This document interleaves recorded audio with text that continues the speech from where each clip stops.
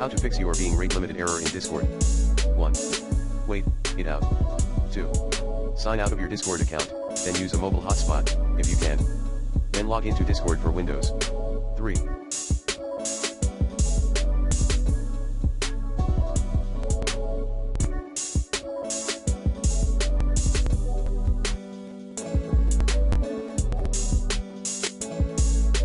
Sign out of your Discord account.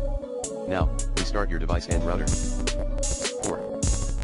Access Discord using incognito mode in your browser. 5. Using the recommended NordVPN in this video guide. 6.